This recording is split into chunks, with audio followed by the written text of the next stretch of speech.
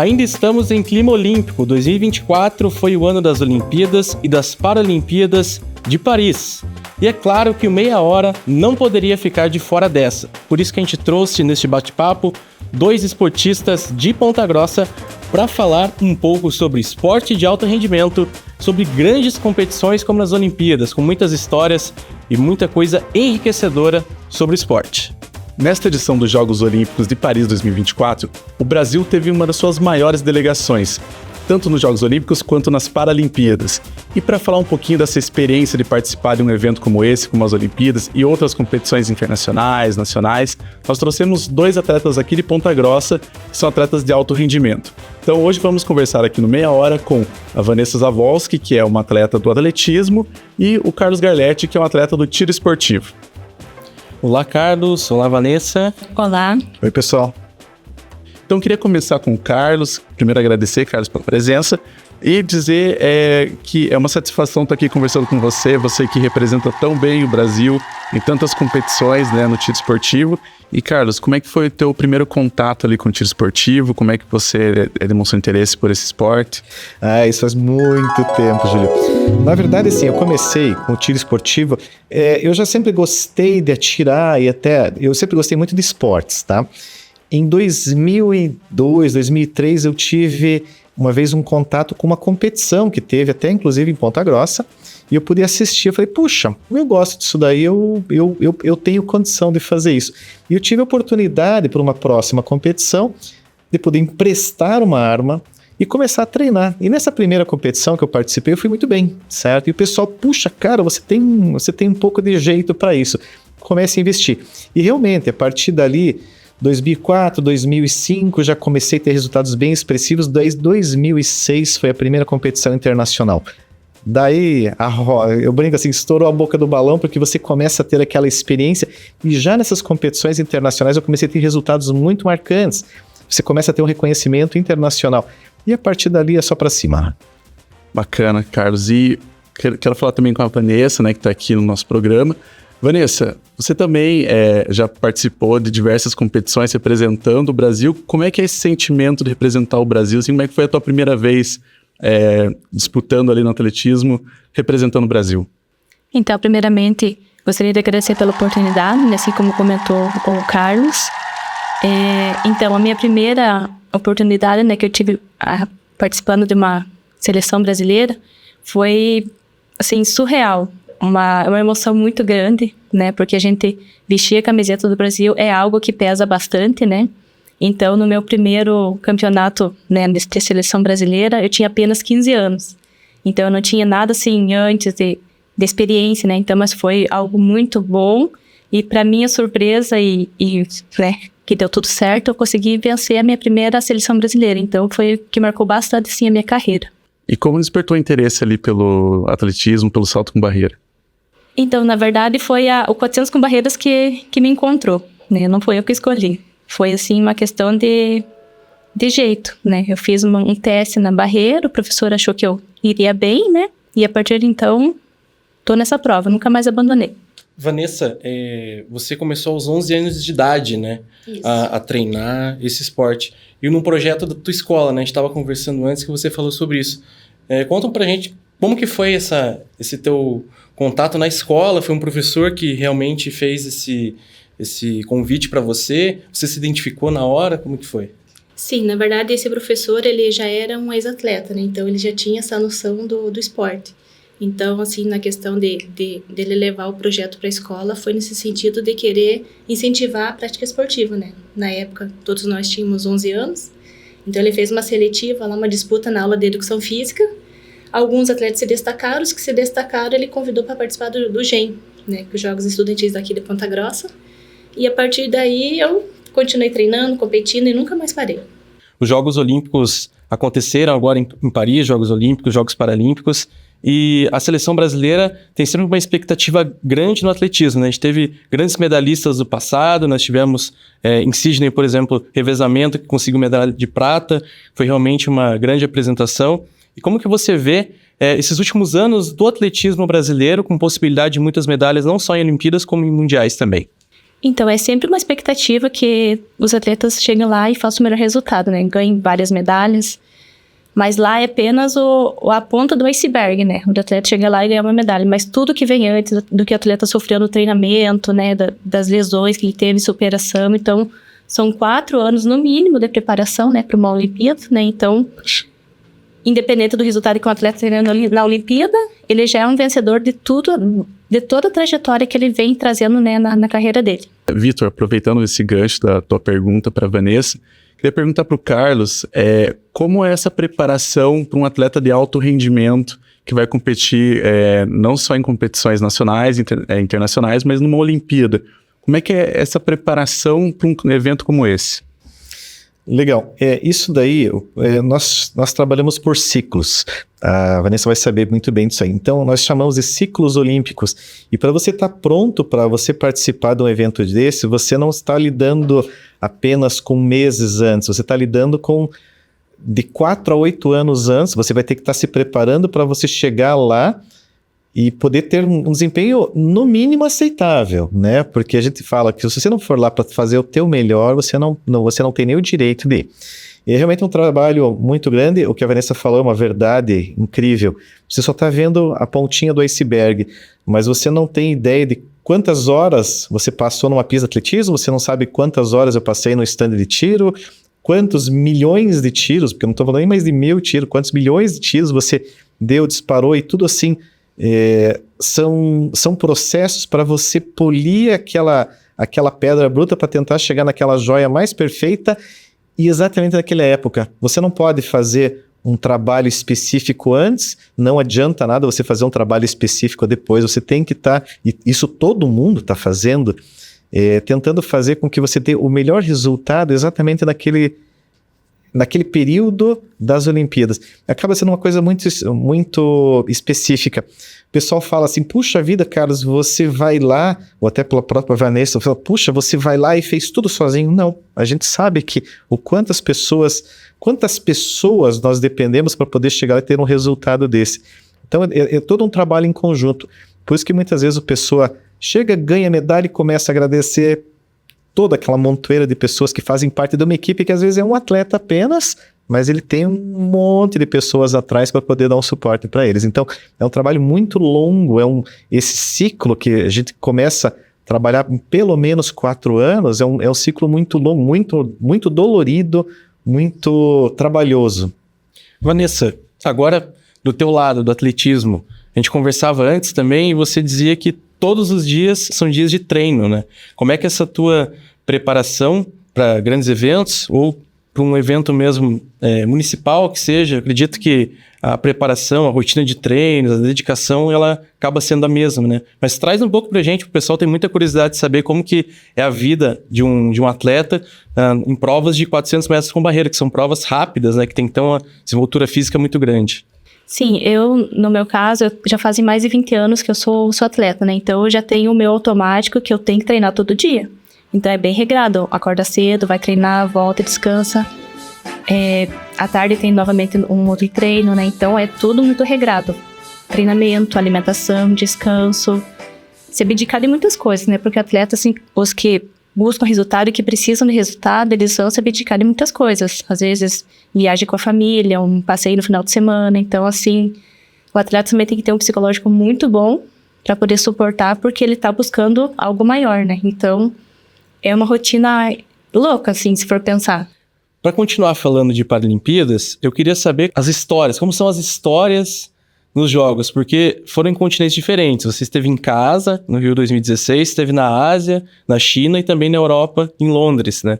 Como são as histórias? Conte histórias, bastidores pra gente, Carlos. Eu sempre gosto de explicar assim, para aqueles atletas que estão começando, aquele pessoal que está começando a participar dos jogos estudantis, Jogos Abertos do Paraná, às vezes um campeonato brasileiro, você multiplica aquilo lá por 1000, por 1 milhão, e é uma coisa assim totalmente incrível. Então, você participar de um evento olímpico ou paralímpico é algo assim totalmente, meio que surreal, é uma coisa até difícil de vocês poder descrever. São competições totalmente diferentes, foram organizações totalmente diferentes, né? Essa primeira de Pequim foi algo assim espetacular, porque a China tem muito dinheiro. A China é um país, assim, absurdamente rico, e só que, claro, é uma população muito grande, então isso talvez não apareça tanto. Mas quando eles se dedicam a fazer alguma coisa, eles fazem realmente de uma forma incrível. E eu lembro que, por exemplo, o stand de tiro que foi construído para as Olimpíadas de Pequim era algo, assim, espetacular. Foi construído tudo do zero, parecia até quase um shopping center. Eu lembro que existia o ar-condicionado no stand aberto. Era uma coisa assim incrível, realmente. Tudo altíssima geração, tudo em mármore. Londres já foi uma coisa muito mais restrita. Foram construídas estruturas provisórias. As estruturas permanentes que foram feitas lá eram estruturas muito pequenas, certo? E a grande parte das outras estruturas eram provisórias. Então o stand de tiro era um stand que depois foi desmontado e levado para outra instituição.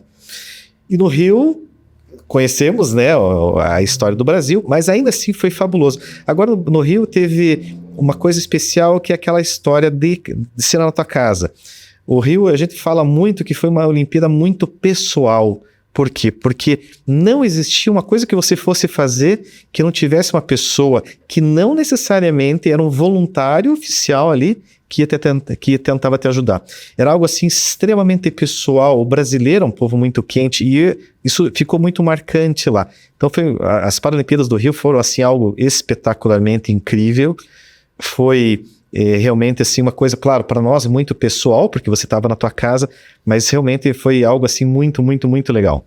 E Vanessa, das competições que você já participou representando o Brasil, tem alguma que te lembra alguma história assim, em particular, que te marcou, que você pode compartilhar com a gente? Olha, foi o meu primeiro campeonato sul-americano em 2004, na qual fui campeã. O que me marcou bastante lá na competição foi a questão do exame de doping, né? Que eu fui selecionada, né? E assim, eu tenho facilidade para ir no banheiro, né? E naquele dia eu fiquei 4 horas aguardando para ter, né? Para liberar lá a amostra. Então, assim, foi algo que me marcou bastante. Eu tava super nervosa, né? Feliz com o meu resultado. Inclusive, eu nem pude subir no pódio, pegar minha medalha, porque eu tava lá presa para fazer o exame.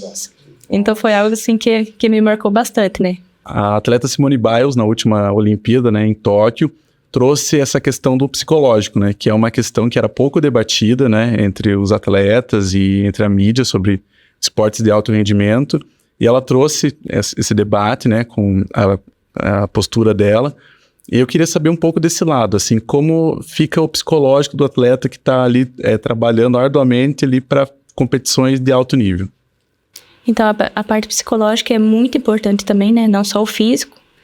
Então, é algo que o atleta também tem que treinar. Então, no treinamento é o físico, mas também treino psicológico, porque com certeza numa competição ele vai precisar do psicológico também para suportar a pressão, né? Não só da competição, mas dos adversários, dos patrocínios, né? Para se manter no esporte. Então, é algo muito complexo. E para você, Carlos, como funciona? Eu tenho uma vantagem sobre a Vanessa, que o meu a parte física pesa muito menos, né? Ainda assim, a gente faz a preparação física, mas para nós a parte psicológica, nós costumamos dizer que é cerca de 98%. Todo o processo do tiro, do disparo, ele tem a parte física, mas é uma parte física muito menos de demanda, e você tem um período que você possa descansar entre um tiro e outro. Mas a parte psicológica é extremamente puxada nesse ponto. Então a gente costuma dizer, se você acordou mal, nem vá para o stand, porque você não vai ter um resultado bem.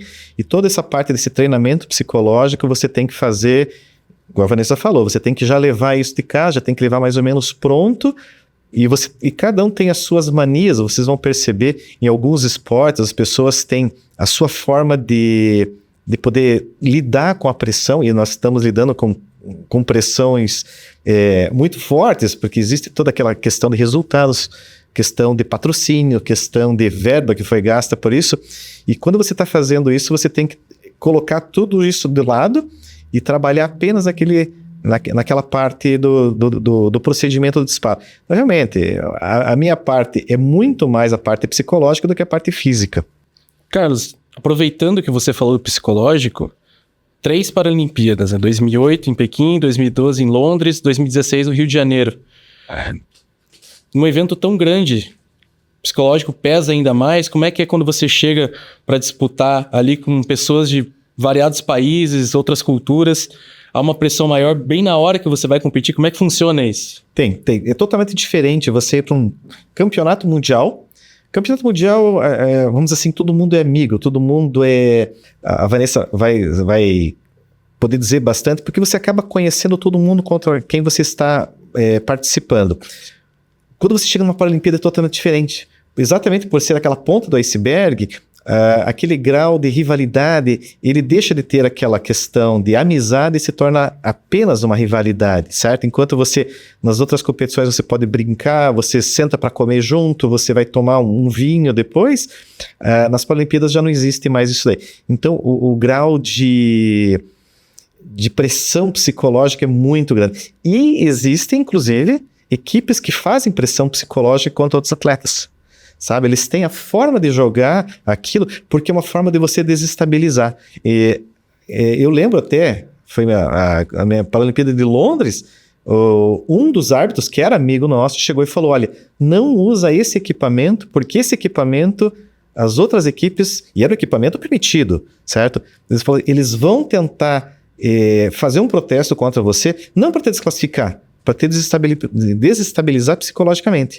Então o que acontece? Ali acaba toda a amizade que vocês têm e começa a ter mais aquela briga. A gente viu também uma questão, acho que é um fato que muita gente conhece, do Rio 2016, foi no salto com vara, que um brasileiro conseguiu bater o recorde mundial naquela ocasião, porque a torcida estava ali, né, impulsionou. São coisas que acontecem também, né, Carlos e Vanessa também.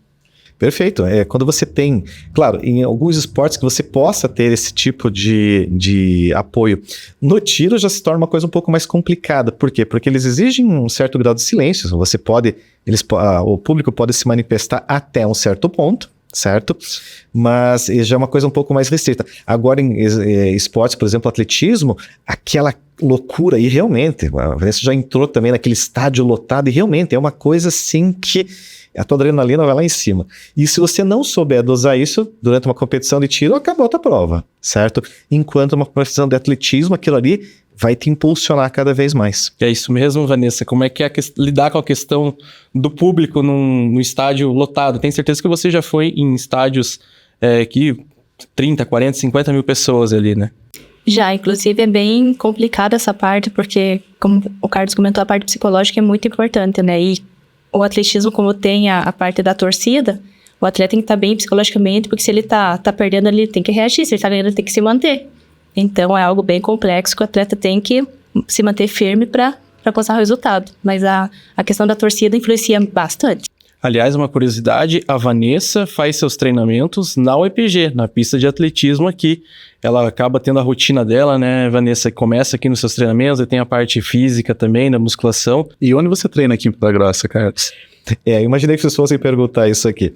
Então, o nosso problema é o seguinte, quando nós estamos falando hoje de Brasil, né? O Brasil, infelizmente, ele é o esporte do tiro esportivo, ele não é um dos esportes favoritos, não é um esporte muito difundido, embora eles falam que o tiro esportivo é o segundo esporte com mais praticantes, claro, de forma de tiro informal, da brincadeirinha.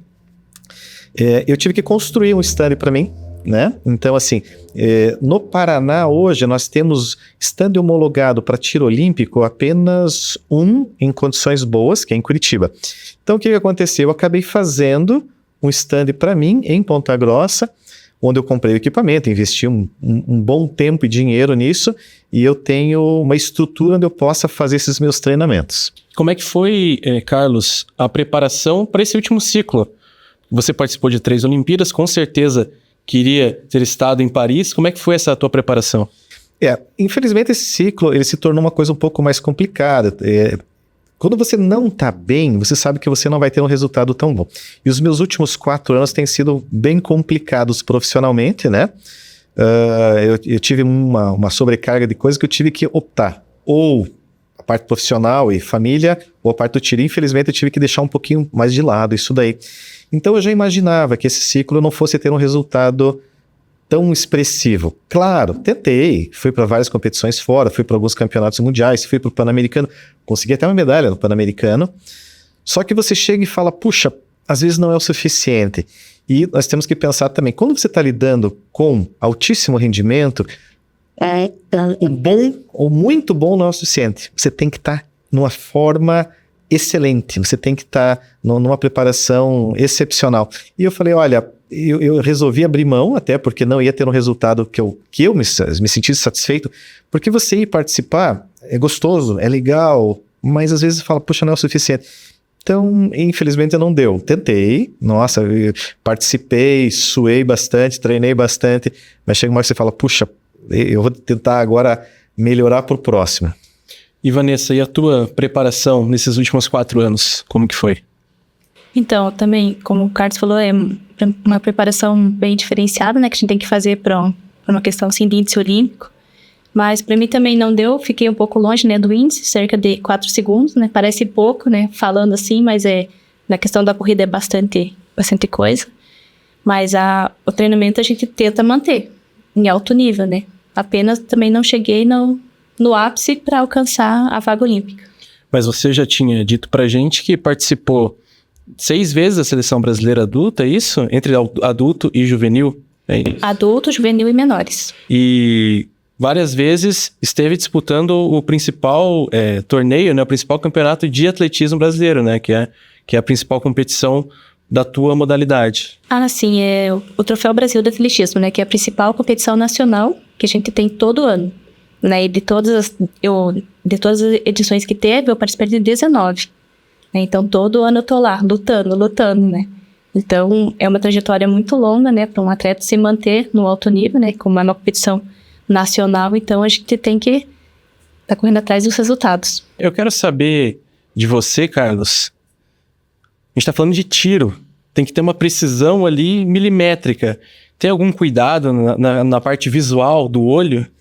Tem que ter. Na verdade, até eu vou falar para você que a precisão é milesimétrica mesmo. Nós estamos lidando com centésimos de milímetro na precisão de carabina de ar. E eu já deixei de ter uma vaga olímpica, de assegurar uma vaga olímpica numa forma um pouco antes, por 1/4 de milímetro. Foi uma coisa até engraçada de dizer, né? Mas sim, quando você está lidando com o tiro esportivo, você está lidando com o tiro de precisão, você está lidando com a melhor visão possível. E tudo isso existe um trabalho, é uma coisa que eu gosto muito de fazer, que é você tentar deixar, eu sempre falo, você vai deixar a melhor visão para aquela atividade e para aquela condição. Então, quando nós estamos fazendo a avaliação para você tentar achar a melhor graduação possível, é uma coisa que não tem nada a ver com o óculos que a gente usa no dia a dia. Você está tentando trabalhar com o óculos mais perfeito para aquela situação, com aquela condição de luz, com aquele filtro específico e com aquela abertura de íris para trabalhar naquela hora. E faz diferença se a pessoa tem algum grau de miopia, astigmatismo, nesse tipo de prova? Faz, só que o que acontece, vocês vão perceber, né, até na própria prova de Olimpíada e Paralimpíada, que a grande maior parte das pessoas usa algum tipo de correção, porque você tem que estar tentando trabalhar com a visão mais perfeita possível, sim, faz muita diferença, sim. E agora, aproveitando, Vanessa, o atletismo é se desafiar o seu corpo ao limite, né? Quero saber se você já teve lesões que tiraram você de competição por um longo tempo. Como que é essa tua relação com o teu corpo também? Então, nessa questão, eu posso dizer que eu sou abençoada, porque nesses mais de 20 anos de trajetória, eu nunca tive uma lesão. O que aconteceu uma vez foi um incômodo no joelho por eu ter feito uma situação, né, que foi além do meu treinamento, que eu quis fazer a posição do yoga na academia. Por aquela situação, meu joelho saiu um pouquinho do lugar, né, mas passei uma semana fazendo recuperação e logo ele retornou. Mas assim, questão de lesão, de estiramento, isso nunca me aconteceu. Também porque eu faço certinho o treinamento, o treinador passa o treinamento certo, né, acompanhamento na academia, então é toda uma sequência para evitar esse tipo de coisa. E o teu técnico, inclusive, te acompanha a carreira toda, né? Como que é a relação ali entre vocês? Ele é como se fosse meu pai e eu filha dele, né, porque a gente passa muitas horas do dia juntos, né, então ele sabe o dia que eu chego no treinamento meio esquisito, ele sabe se eu não dormi bem, se não tô bem, algo da família, né? Então ele sabe tudo de mim. Então, encaminhando para o final do nosso bate-papo aqui, tá muito bom, né? A gente gostaria de conversar muito mais aqui, mas para encerrar, gostaria de começar com a Vanessa. Vanessa, eu queria que você falasse para quem quer começar no esporte, no atletismo, né? na tua modalidade também.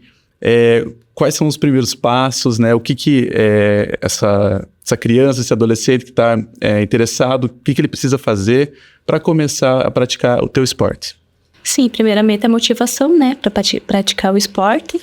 Segundo, buscar um apoio, né, de treinador, de assessoria, para poder estar iniciando e fazendo o esporte correto, né? Não é só chegar lá e correr, por exemplo, tem que fazer um acompanhamento, fazer uma avaliação física, né, para ver se tem o suporte, para daí então dar continuidade e fazer acontecer. E Carlos, para você, para quem tem interesse em levar o seu filho, sua filha, para praticar um esporte, mas que tenha algum tipo de condição que precisa de um atendimento especial, o que você recomenda para essa criança e adolescente que quer entrar no esporte? Qual que é a tua indicação? Eu acho que o esporte é uma coisa primordial para todo mundo. Então eu sempre falo assim, uma pessoa que tem qualquer condição especial, melhor alternativa, primeiro procura um serviço especializado, e às vezes o serviço especializado não precisa necessariamente ser um técnico de alto rendimento, e muito menos pensando na parte do tiro. Procura uma associação que tenha, Ponta Grossa e região tem muitas associações de deficientes físicos, de deficientes visuais, deficientes auditivos, autistas, e todas elas vão ter a sua parcela voltada para o esporte. Foi muito, muito bacana ouvir o relato de vocês, que cada um na sua modalidade, cada um com a sua experiência, trouxe um cenário assim, eu acredito que para quem está assistindo e para quem está nos ouvindo, acho que uma visão muito mais ampla, né, do que é o esporte de alto rendimento, que é o esporte para quem está há muitos anos se dedicando. Então acho que foi muito importante o relato de vocês, então muito obrigado. Se alguém quiser conhecer teu trabalho, quiser entrar em contato com você, como é que faz? Então eu estou diariamente lá na pista da UEPG, né, das 8 às 11. Então alguém tiver algum interesse é só chegar lá e conversar comigo. E você, Carlos, se quiser acrescentar? Eu gostaria muito de convidar o pessoal para começar a conhecer o esporte do tiro. O esporte do tiro não tem nada a ver com matar passarinho, não tem nada a ver com sair dando tiro por aí, é um esporte extremamente controlado, para quem já pôde observar até nas próprias questões das Olimpíadas, né? Uma coisa extremamente técnica, muito gostoso, e eu falo, é viciante, tá? Então se você começa, você não quer mais parar. E será um prazer sempre que a gente puder tentar incentivar as pessoas a praticar esse esporte. É um esporte que no Brasil infelizmente não é tão difundido, mas tanto na Europa quanto na Ásia é extremamente popular, e as pessoas, principalmente na questão da Europa, eles usam como uma terapia para crianças com distúrbio de aprendizagem. Então eu falo, olha, é uma coisa para se repensar. E se alguém quiser entrar em contato com você, ver o teu trabalho, como faz? Eu costumo geralmente falar assim, eu tenho um Instagram, né, que é @carlosgarletti, com 2 T's I. Eu acho que é o jeito mais fácil de poder entrar em contato comigo. Tem a minha outra parte profissional, que seria muito legal, de repente, se o pessoal puder conhecer também. Chegamos ao fim do programa Meia Hora, o programa de entrevistas aqui da UEPG, que para você que está nos acompanhando no Spotify, no YouTube. Quero agradecer ao Carlos e à Vanessa pela presença aqui. O relato de vocês foi muito legal, muito importante. O programa Meia Hora está na TV Educativa, no canal 14.1, no canal do Spotify e do YouTube da UEPG. Eu sou o Vitor Carvalho, estive ao lado de Júlio César Prado, e na técnica estão Rafaela Coloda, William Clarindo, Gabriel Miguel, Fábio Ancelim, Jéssica Natal, com direção de Luciane Navarro. Até a próxima. Tchau, tchau.